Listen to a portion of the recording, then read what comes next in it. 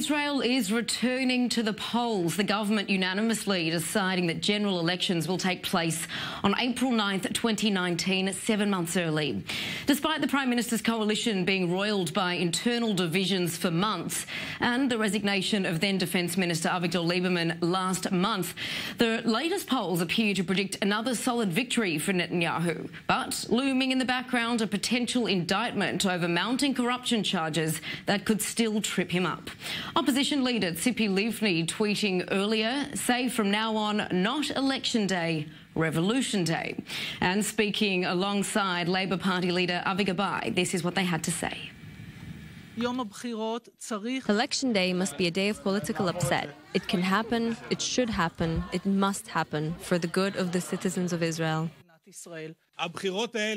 These elections are between those who are satisfied with what we have and those who appreciate what we have, but believe and have hope. Between those who have thanks for what we have and those who acknowledge and appreciate what we have achieved, but believe in change. All right, let's go back to diplomatic correspondent Mike Wagenheim, who's in the Israeli parliament for us. Mike, you've been, of course, spanning the halls there, speaking to all the ministers of parliament on either side of the aisle today. But, of course, one of the other questions is about what Israeli voters are thinking. And we know that the last time Israelis voted for a left-wing government was back in 1999. So what's the landscape, I suppose, in Israeli society now in terms of where voter sentiment is?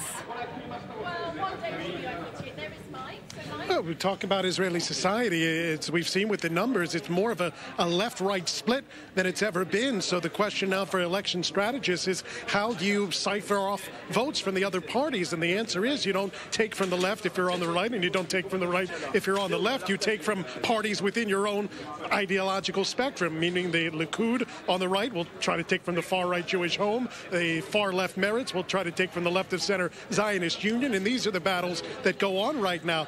The left, I think, has realized that they need to change something dramatically in order to win the next election, because the polling consistently shows that they can't do it. So we're joined here, speaking of that, by a member of the Zionist Union Party within the opposition, Nachman Shai. Oh, thank you so much for straightening the tie, sir. Of course, of course. What's it going to take for the opposition to win the next election? Because the polling doesn't... One day, April 9th. That's it.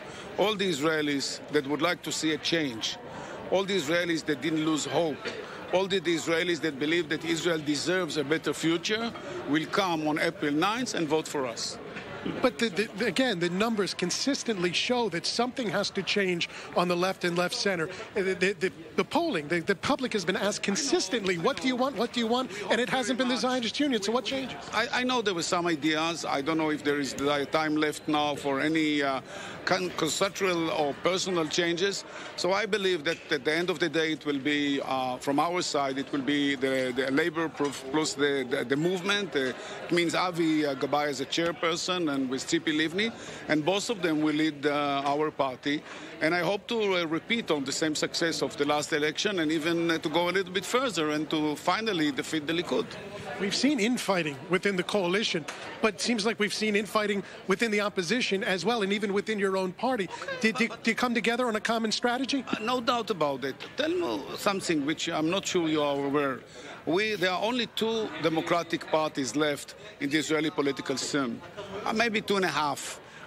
But maybe general primaries where every member of the party is eligible to vote and to be elected is only us and the Likud.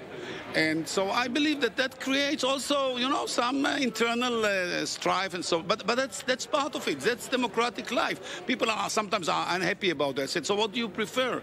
Parties where the one person chooses all the other members and it's one-man party? No. So our option is much better, even if it creates some storms once in a while, and it shows something about the way we act together and we operate together, and finally we'll win. I have a lot of confidence in our party. One of the wild cards, of course, is the indictments that could be handed down against the Prime Minister. It won't happen before the elections. It won't. There could be a pre-hearing, but it won't. After the election. Exactly. So the second possible wild card is former IDF Chief of Staff Benny Gantz making a foray into politics. Do you want him to join the Zionist Union Union? Do you think he can make a difference? Yes, he will join. Hopefully, I hope so. But he unable to lead the party. The decision was made that Avi Gabar will lead the party, so he can be number two. But number two, he has never been in politics. There's no any experience. With all the respect, you need someone that not only led the IDF, which is a lot of military experience, but never been to politics. So Gantz, with all the respect, try this kind of life and be number two and be Israel's next defense minister. It's not bad to start your political life for the second spot. There's one man that knows about Israeli elections. It's Nachman Shai, Zionist Union member. Thanks for joining us. Back to you, Tracy. All right, thanks for that, Mike. Now, no matter how confident the opposition parties might say they are in toppling the ruling Likud party, members of the right-wing Nationalist Party say there's no competition at all. We need to make sure people understand that it's not time to waste time. It's time to get ourselves together and start working and speaking up, turning us into be an alternative and an attractive party, and that's the most important. We predict that we will be able to focus our message in a way that the people will again understand that only a strong Likud and a strong prime minister and an experienced prime minister, Benjamin Netanyahu, is the answer for the challenges facing us. We'll go to election, and again, the Likud, which is the right party, and the right party will win again with the leader and the prime minister, Benjamin Netanyahu.